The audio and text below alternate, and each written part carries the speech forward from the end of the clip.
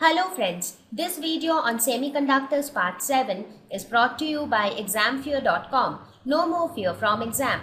Please make sure that you have watched all the videos till part 6 before going ahead with part 7. Let us now discuss p-type semiconductor. So once we have discussed the n-type, it is easier to understand p-type. So in p-type semiconductor, we have a group 3 impurity. So a group 3 element would be a trivalent element, that is, it would have a valency of 3. Let us take the example of a group 3 element, say aluminium. So what would be the electronic configuration of aluminium? It will be 1s2, 2s2, 2p6, 3s2, 3p1. So that means in the outer shell, that is the shell corresponding to n is equal to 3, we have how many electrons? Valence electrons is 3. So we have 3 valence electrons. So what happens in this case? This is my aluminium impurity. So it has got 1, 2 and 3 valence electron. That means it has a shortage of 1 electron, right? Because there is one, it should have one more electron. So what will happen? If it does not have one more electron, that means it has a hole. Absence of electron is a hole, right? So that means if you look at this impurity, it has got 3 electrons which are involved in the covalent bonding, and there is one hole. Now since this hole is empty, the electron from surrounding, let us suppose this electron jumps here, or you can think it in this way, that this aluminium atom snatches one electron from the neighboring atom. So this electron comes here, so a hole is created here, right? Now what happens? As soon as this aluminium atom gains one electron, the aluminium becomes a negative ion because it is taking one electron from outside. Before it was neutral. Till now it was neutral, but as soon as it takes one electron from outside, that means it is taking an additional negative charge. So it becomes negatively charged. But since it is involved in the covalent bonding, therefore it cannot move even though it is a negative ion, but it cannot act as a charge carrier because it is immobile, because it is fixed at one place because of the bond formation on all sides. So this aluminium atom becomes a negative immobile ion. However, the holes which get created, for example, this hole is created when the electron jumped here. Again, in order to fulfill this hole, some electron jumps from here, so a hole is created here.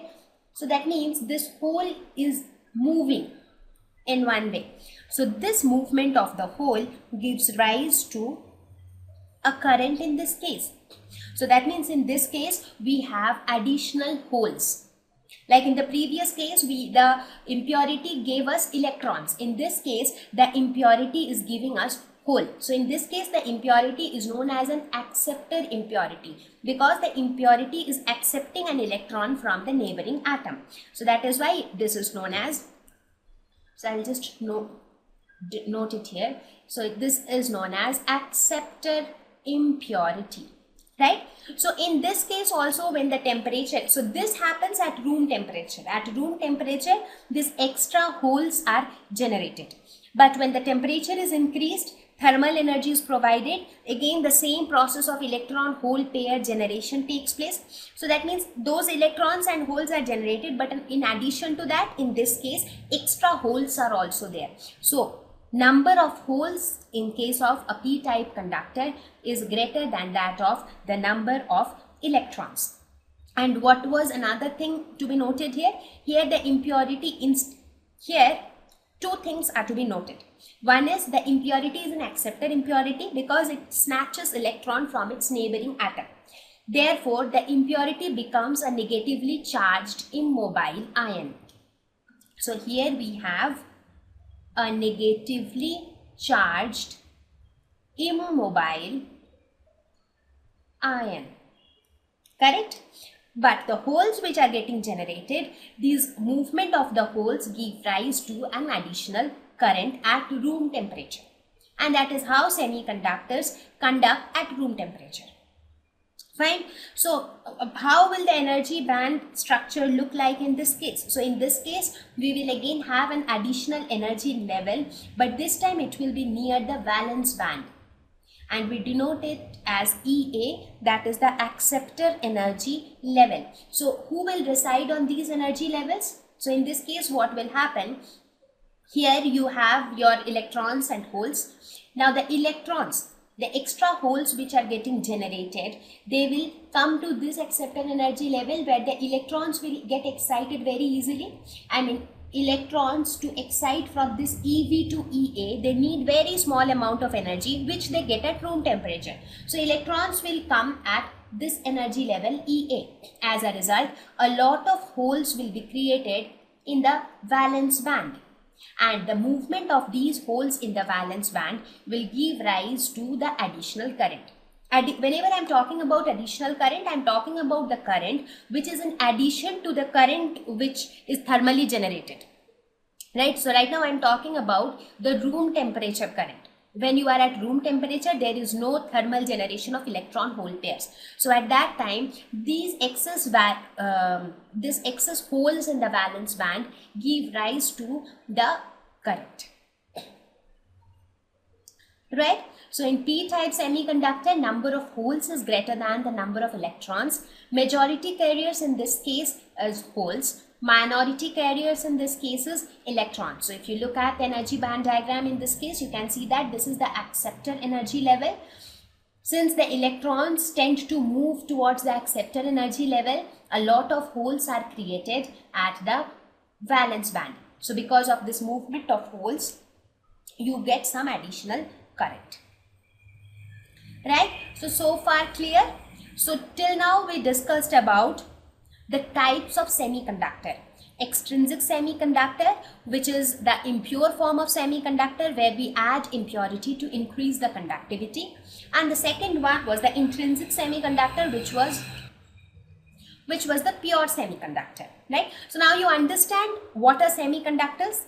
I think it is getting clearer now that semiconductors are such objects which do not conduct electricity always. They conduct electricity. I mean, you will have to do something so that it conducts electricity. Either you can add impurity to it, or you increase the temperature and provide some additional energy. But if you give some effort from your side, the semiconductor can conduct electricity. Right? So let us quickly compare the energy band diagram of N-type and P-type. In case of N-type semiconductor,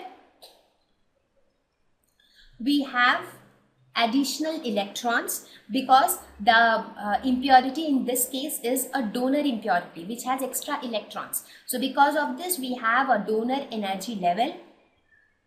So electrons can very easily jump from this level to the conduction band. Whereas in case of a p-type semiconductor, we have impurity which is of acceptor type, that is, it accepts or snatches away electrons from neighboring atoms. As a result, holes get created, and this movement of the holes or this generation of holes give rise to so many holes in the valence band, and also an additional acceptor energy level is created where it is very easy for the electrons to jump to this level. So here in this case, in addition to the thermal generation of electron and hole, you have additional holes, and this results in additional current.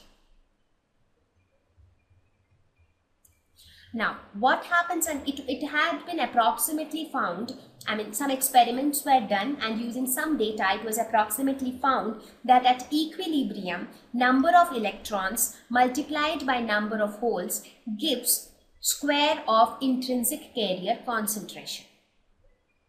However, this result is an approximate result, but it turns out to be true in most of the cases. That is, number of electrons multiplied by number of holes. I mean, when we talk about an in case of an extrinsic semiconductor, the number of electrons multiplied by number of holes is equal to the intrinsic carrier concentrations square. Thank you. Please visit examfear.com to watch free educational videos, try free online tests, get the best quality study materials, study from the best tutors and mentors, and much more. Thank you once again.